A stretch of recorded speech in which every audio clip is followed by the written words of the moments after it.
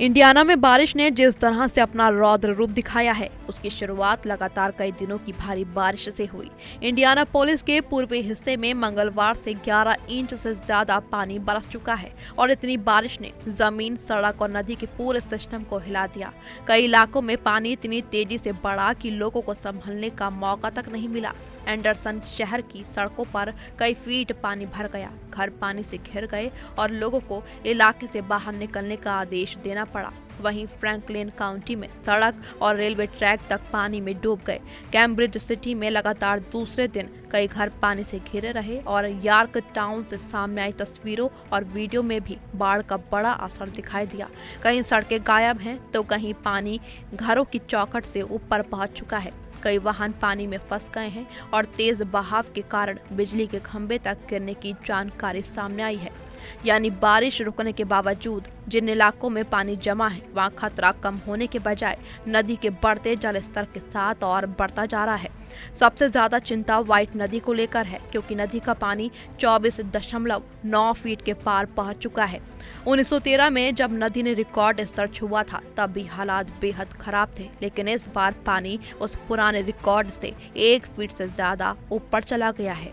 प्रशासन के मुताबिक नदी का पानी रविवार तक अपने किनारों से बाहर रहने की आशंका है और इसका मतलब साफ है कि पहले से डूबे इलाकों में स्थिति अभी और बिगड़ सकती है।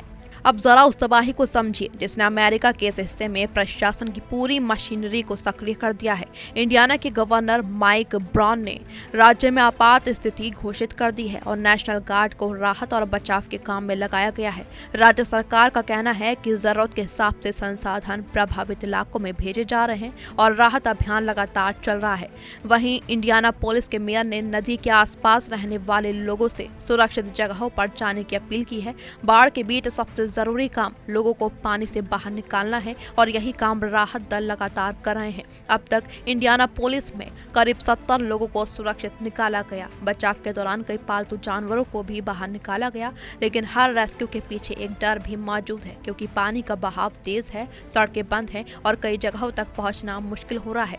इस बीच बाढ़ में जान गंवाने वालों की संख्या भी 5 तक पहुंच चुकी है। डेलावेयर काउंटी में 58 साल की एक महिला का शव मिला और अधिकारियों का आशंका है कि उनकी मौत बाढ़ के पानी के बीच गाड़ी चलाने की कोशिश के दौरान हुई।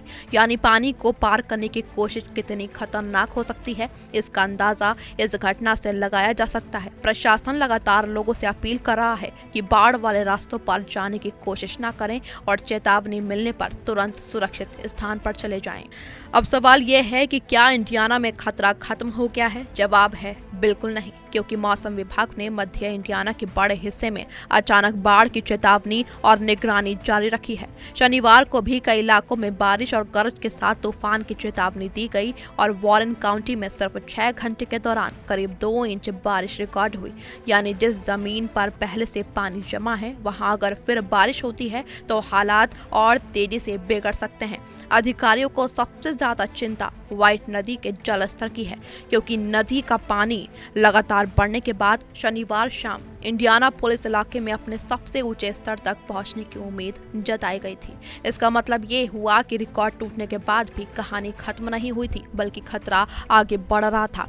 प्रशासन ने लोगों से मौसम विभाग की चेतावनियों को गंभीरता से लेने और बढ़ते पानी से दूर रहने की अपील की है और यही वजह है कि इंडियाना में सिर्फ बाढ़ से बचाव नहीं, बल्कि आगे आने वाली बारिश से निपटने की भी तैयारी की जा रही है। क्योंकि अगर पानी पहले से भरे इलाकों में दोबारा तेज बारिश होती है तो नदी, नाले और सड़कें एक साथ खतरे का रूप ले सकती हैं। ऐसे में आने वाले घंटे राहत और बचाव के लिए बेहद अहम है। इंडियाना की इस तबाही का असर सिर्फ एक शहर तक सीमित नहीं है। मध्य इंडियाना के कई इलाकों में सड़कें बंद हैं, घर पानी में घिरे हैं, वाहन फंसे हैं और नदी के आसपास रहने वाले लोगों को लगातार सुरक्षित जगहों पर जाने के लिए कहा जा रहा है। कई इलाकों में पानी का तेज बहाव सामान्य रास्तों को पूरी तरह खत्म कर चुका है और राहत टीमों को नाव और दूसरी मदद के जरिए लोगों तक पहुंचना पड़ रहा है। एंडरसन में कई फीट पानी भरने के बाद लोगों को बाहर निकलने का आदेश दिया गया। फ्रैंकलिन काउंटी में रेलवे लाइन तक पानी में डूब गई और कैम्ब्रिज सिटी में लगातार दूसरे दिन घरों के आसपास कई फीट पानी जमा रहा। यानी बाढ़ ने सिर्फ आवाजाही को नहीं रोका, बल्कि लोगों के रोजमर्रा के जीवन को भी पूरी तरह ठप कर दिया है। और इस पूरी तबाही के बीच प्रशासन के सामने सबसे बड़ी चुनौती यही है कि पानी बढ़ता रहा, तो पहले से प्रभावित इलाकों में राहत पहुंचाना और मुश्किल हो जाएगा। इसलिए नेशनल गार्ड और स्थानीय बचाव दल लगातार काम कर रहे हैं और लोगों को सुरक्षित निकाला जा रहा है। प्रभावित इलाकों तक जरूरी संसाधन पहुंचाने की कोशिशें भी की जा रही हैं। अब इस कहानी को सिर्फ इंडियाना की बाढ़ समझना भी पूरी तस्वीर नहीं होगी, क्योंकि पिछले एक हफ्ते में अमेरिका के मिडवेस्ट के कई हिस्सों में भीषण मौसम ने तबाही मचाई है। कई जगह बवंडर आया, भारी बारिश हुई और अचानक बाढ़ ने मुश्किलें बढ़ा दी। शिकागो इलाके से लेकर पश्चिमी पेंसिल्वेनिया तक तूफान और भारी बारिश का असर देखा गया और इसे लगातार खराब मौसम ने इंडियाना की नदियों और छोटी धाराओं में पानी बढ़ाने का काम किया। इंडियाना में लगातार बारिश के बाद छोटी नदियों और नालों का पानी बढ़ता गया और उसका दबाव व्हाइट नदी पर पड़ा। यही वजह है कि नदी का जलस्तर इतनी तेजी से ऊपर गया और आखिरकार 1913 का रिकॉर्ड टूट गया। अब चिंता ये है कि अगर बारिश का एक और दौर आता है तो पानी उन इलाकों में फिर से फैल सकता है जहां राहत अभियान पहले से चल रहा है। इसलिए प्रशासन की अपील बहुत सीधी है, बाढ़ वाले इलाकों से दूर रहिए, पानी से भरी सड़क को पार करने की कोशिश मत कीजिए और मौसम विभाग की चेतावनी को नजरअंदाज मत कीजिए, क्योंकि इस वक्त इंडियाना में कुछ मिनटों की लापरवाही भी जान पर भारी पड़ सकती है। फिलहाल इंडियाना में राहत और बचाव का काम जारी है और सरकार का पूरा फोकस लोगों को सुरक्षित निकालने पर है।